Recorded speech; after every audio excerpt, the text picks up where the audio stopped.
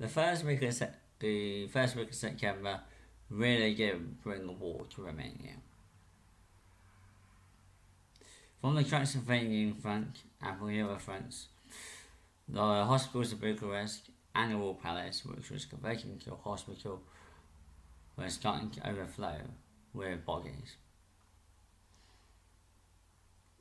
Then came the German Zeppelins. Zeppelin raids on Bucharest began in earnest on the 2nd of September.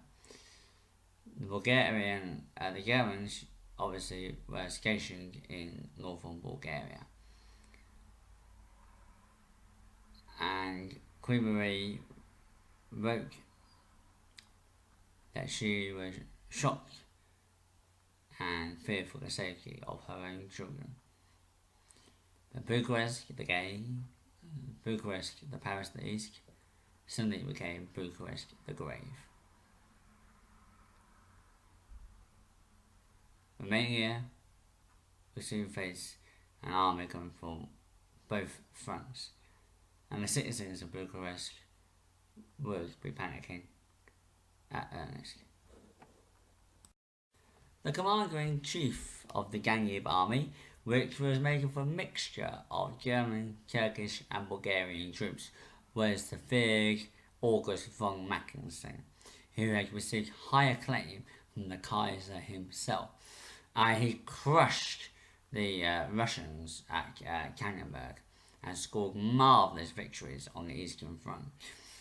And now Mackensen, who crushed Serbia, now aimed to crush Romania. Romania faced two great German generals, General Erich von Falkenhayn, whose sacking was actually influenced by Romania's entry into the First World War, and Mackensen.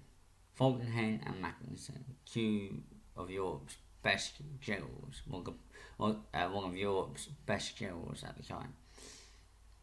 But Mackensen was always at odds with his Bulgarian allies, particularly General Tosha.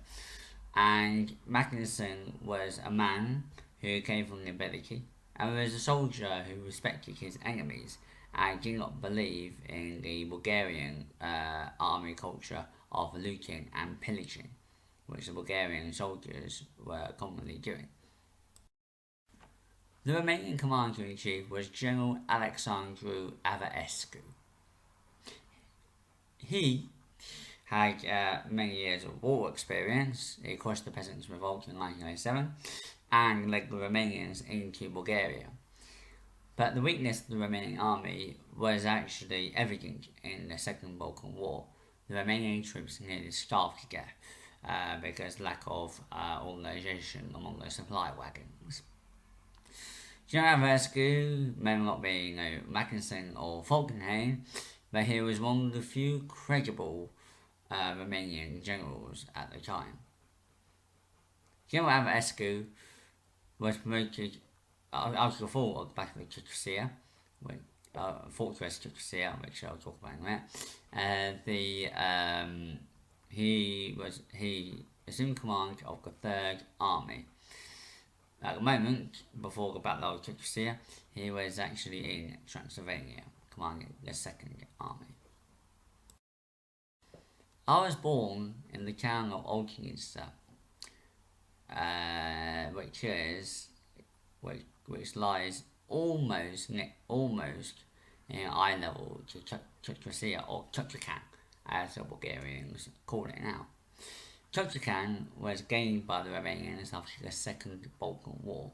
The Romanians were only meant to get Silesia. The Romanians seized a slice of Bulgaria, and the new territory had hardly any Romanians in it whatsoever.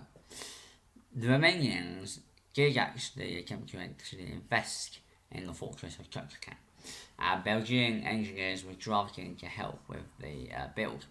And as you can see here, if I was born 2 miles south, I would be Bulgarian.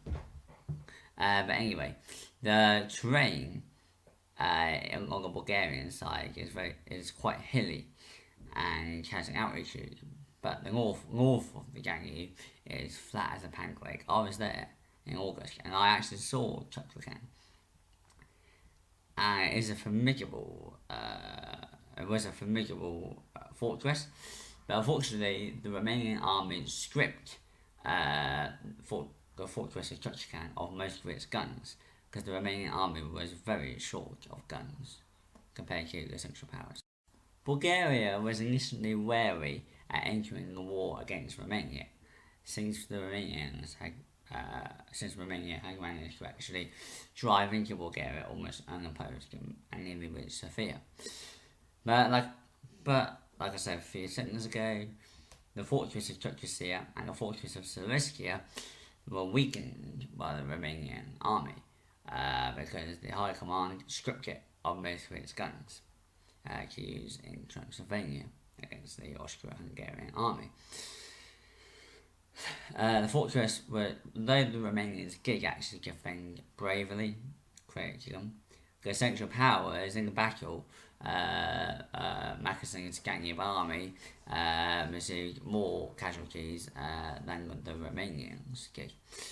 But the Romanians were outgunned, and also the fortress was poorly defended. The Romanians were poorly trained compared to their German and Bulgarian counterparts. And of course, being an ally to Germany,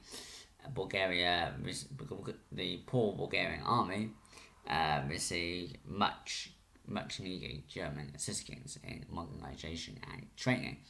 And as a German ally, really did benefit from this.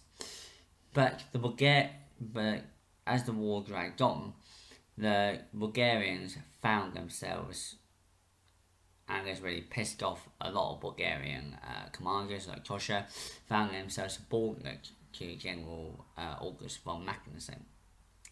They were treated, the Bulgarians felt they were treated as inferiors, and I've read a book called Romania and the Great War, and it just states the strained relationship between the Germans and Bulgarians themselves.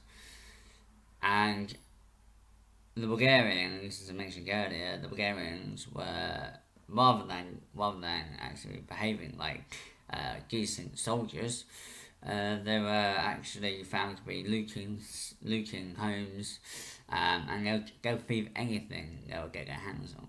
And this was the account by the Danube Army Commander, General August von Mackensen. General August von Mackensen is well respected by the Serbians because he put a memorial to the Serbian defenders at Belgrade. But it was an uneasy alliance with the Bulgarians, with August von Mackensen. But generally, it went well. The Russians arrived in Romania in large numbers that week. But the Russians decided to do their own way and were as useless as a pig in shit. And the Russians were not interested in defending Romania. They were interested in keeping the Germans away from the Danube Delta, so in order to stop the Russian front extending to the Danube.